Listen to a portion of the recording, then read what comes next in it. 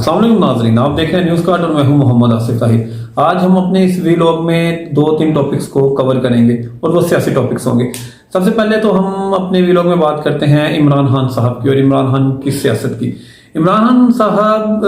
نے مختلف تحریکیں چلائیں اپوزیشن میں جب وہ تھے، اور ابھی جب ان کو یہ پچھلے سال مئی میں عدم اعتماد کے بعد ان کی حکومت کو ختم کیا گیا اور پی ڈی ایم کی حکومت ہوئی، اس کے بعد بھی انہوں نے کئی تحریکیں چلائیں، جن میں ایک انہوں نے لانگ مارچ کیا۔ اس کے علاوہ انہوں نے ان کی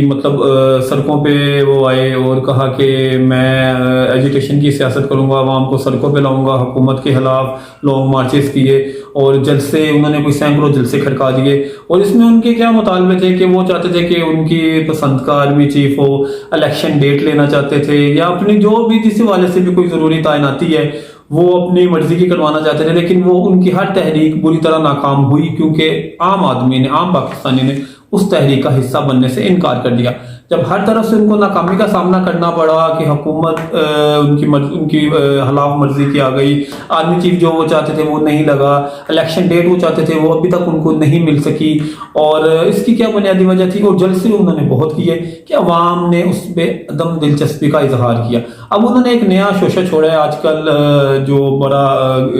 آپ کہہ لو کہ اس میں پاکستانی سیاست میں اس کا ابال آیا ہوا ہے کہ جیل بھرو تحریک۔ اب جیل بھرو تحریک کا تو بہت بڑا سوالیہ نشان خود پی ٹی آئی کی قیادت کے اوپر ہے۔ جہاں تک جیل بھرو تحریک کی بات ہے تو وہ جیسے مریم نواز نے ابھی سرگودا کے جلسے میں یہ فرمایا کہ کارکنوں کے لیے جیلیں اور اپنے لیے بیلیں، کہ اپنے لیے آپ خود بیل کروا رہے ہو، ضمانتیں کروا رہے ہو، کئی گھنٹے آپ گاڑی میں بیٹھے رہتے ہو، لاہور ہائی کورٹ کے ججز کے سامنے پیش نہیں ہوتے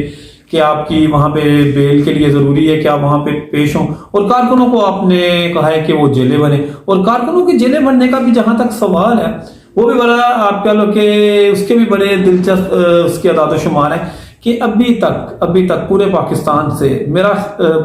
سے جو تفصیلات آ رہی ہیں، 100 سے کم کارکنان ابھی تک گرفتاری جنہوں نے دی ہے وہ پی ٹی آئی کے، اس سے زیادہ نہیں ہے۔ اور سب سے بڑی بات آپ دیکھیں کہ پشاور میں اگر کے پی کی بات کریں ہم تو وہاں پہ شاہ فرمان صاحب، وہاں پہ اسد کیسر صاحب، وہاں پہ خود ان کے وزیر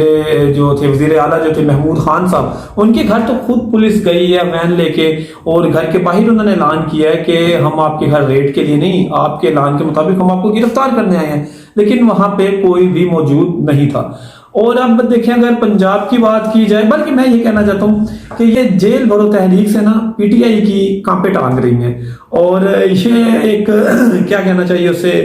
کہ ان کا مذاق بنتا جا رہا ہے ان کی پالیسیز کا، اس پالیسی کا کہ جیل بھرو تحریک ہم چلاتے ہیں۔ اور ابھی دیکھیں اگر پنجاب کی بات کی جائے تو پنجاب سے پی ٹی آئی کے کچھ رہنماؤں نے گرفتاری دی ہے۔ ابھی فیاض الحسن چوہان کا چل رہا تھا، اور اعجاز خان جازی جو پنڈی والے ہیں ان کا چل رہا تھا کہ انہوں نے گرفتاری دی ہے۔ باقی جن کو پکڑا ہے، جن کو نظر بند کیا ہے، اس میں شاہ محمود قریشی کو اٹک میں، مراد راز کو ڈی جی خان میں، آدم سواتی کو رحیم یار خان میں، اور اس کے علاوہ ولید اقبال کو لیا میں، اور اسد عمر کو راجن پور میں نظر بند کیا گیا ہے۔ اور اب آپ دیکھیں ان کو پی ٹی آئی کے جو عہدیداران اور کارکنوں کو جتنے بھی پکڑے گئے ہیں، چاہے تعداد بہت کم ہے، ان کو 3 MPO کے تحت پکڑا گیا ہے۔ اور اگر پی ٹی آئی والوں کو، اور دیکھیں سب سے اس سے پہلے یہ کہ اب پی ٹی آئی والے ایک تو گرفتاری دے رہے ہیں، دوسری طرف اپنی ضمانتوں کے لیے لوئر کورٹ سے وہ رجوع بھی کر رہے ہیں۔ مجھے یہ ہے کہ اگر آپ نے یہ جیل بھرو تحریک چلانی تھی تو کم از کم اس کے اوپر گوگل کر کے دیکھ لیتے کہ جیل بھرو تحریک ہوتی کیا ہے، جس طرح PNA کے دور میں ہوئی بھٹو کے خلاف، اس کے بعد پھر ضیاء الحق دور میں ہوئی، یا ویسے بہت تحریک پاکستان میں ہوتی رہی ہیں، تو انہوں نے میرا خیال اس پہ پیپر ورک نہیں کیا۔ جیل بھرو تحریک میں حکومت جو ہے وہ 3 MPO کے تحت آپ کو گرفتار کرتی ہے، اس میں آپ کی بیل نہیں ہو سکتی۔ اس کا یہ ہے کہ اس میں پھر ہائی کورٹ کا ایک ریویو بورڈ بیٹھتا ہے، 3 ججز ہائی کورٹ کا یا متعلقہ کورٹ کا، اس میں 3 ججز ہوتے ہیں جو اس پہ ریویو بورڈ بیٹھ کے اس کی پوری سماعت کرتا ہے۔ اس میں پھر حکومت کی طرف سے ہوتا ہے کہ ہم نے نقص عامہ کی وجہ سے ان کو گرفتار کیا ہے اور ان کو 15 دن کے لیے 30 دن کے لیے ہم اپنی کسٹڈی میں رکھیں گے، تو وہ اس میں بیل بھی نہیں ہو سکتی۔ اور اس سے بڑی بات بھی وہ جو ملتان والے ہیں ہمارے شاہ محمود قریشی صاحب، وہ گرفتار ہوئے، انہوں نے خود گرفتاری دی تو ان کا بیٹا خود لاہور ہائی کورٹ پہنچ گیا، تو وہاں پہ جسٹس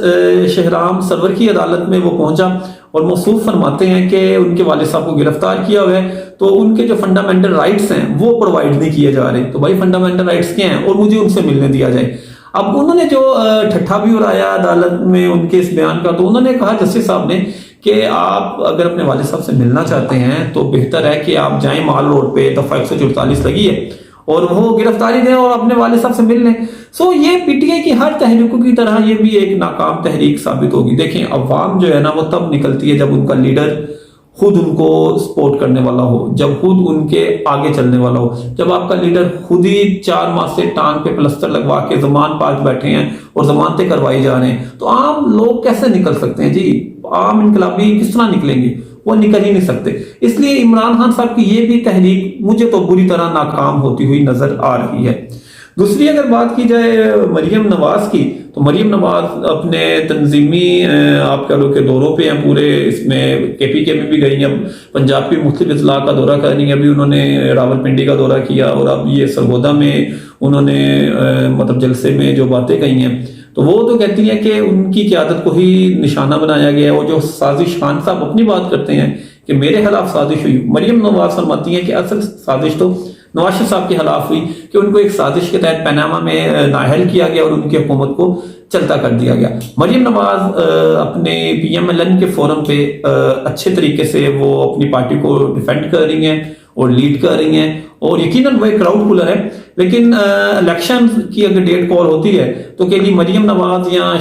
حمزہ شہباز یا شہباز شریف پوری انتخابات کا بھار نہیں اٹھا سکیں گے۔ اس کے لیے محمد نواز شریف صاحب کو وطن واپس آنا ہوگا اور انہوں نے اپنی پارٹی کی قیادت سنبھالنی ہوگی۔ وہ اگر آتے ہیں تو پارٹی کا جو ساکھ مطلب یہ جو پی ڈی ایم کی حکومت کے دوران یہ مہنگائی سے، بے روزگاری سے، دوسرے معاملات سے جو بری طرح مجروح ہوئی ہے اور نیچے گئی ہے، وہ اس کی بحالی کے لیے نواز شریف صاحب کو پاکستان آنا لازمی چاہیے۔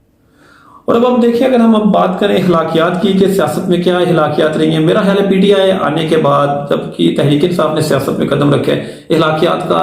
ملک کی سیاست سے جنازہ اٹھ گیا۔ ابھی آپ دیکھیں ابھی جب یہ فواد چودھری صاحب یہ گرفتار ہوئے ہیں تو پرویز الہی نے میڈیا سے گفتگو کے دوران یہ کہا کہ پنجابی میں کہا کہ یار پہلے گرفتار ہو جاتا تھے ساری حکومت بچ جاتی، یعنی کہ اگر یہ پہلے گرفتار ہو جاتی، گرفتاری دے دیتے تو ہماری حکومت بچ جاتی۔ اور اس کے بعد اگر آپ دیکھیں ان کی دونوں کی ٹسل بھی ہے، تو فواد چودھری نے ان کے خلاف مطلب ٹویٹس بھی کی ہوئی ہیں، بیان بھی دیتے رہے ہیں، اور اب جب پرویز الہی صاحب اپنے 10 ایم پی ایس کے ساتھ پی ٹی آئی میں شامل ہوئے ہیں، اور اب یہ لیول ہے کہ پرویز الہی اور فواد چودھری اکٹھے پریس کانفرنس کر رہے ہیں، اور پرویز الہی